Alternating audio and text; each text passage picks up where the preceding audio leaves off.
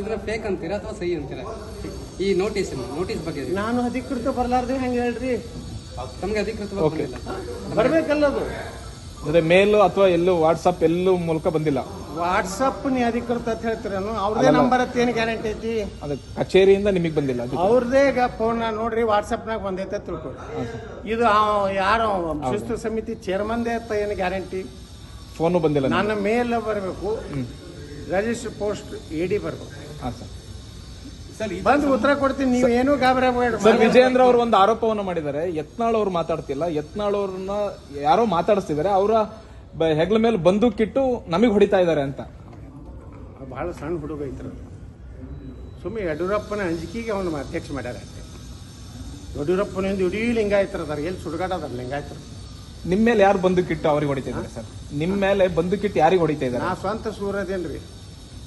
ಯಾರು ಇವರು ಯಡಿಯೂರಪ್ಪನ ಬಚ್ಚ ಅಂತ ಹೇಳಿ ನನ್ನ ಲೀಡರ್ ಅಲ್ಲ. ನನ್ನ ಸ್ವಂತ ಸ್ಟ್ಯಾಂಡ್ ಮ್ಯಾಗ ನಾನು ಲೀಡರ್ ಆಗಿದ್ದೆ ಸರ್. ಈಗ ಎಲ್ಲ ಜಿಲ್ಲಾಧ್ಯಕ್ಷ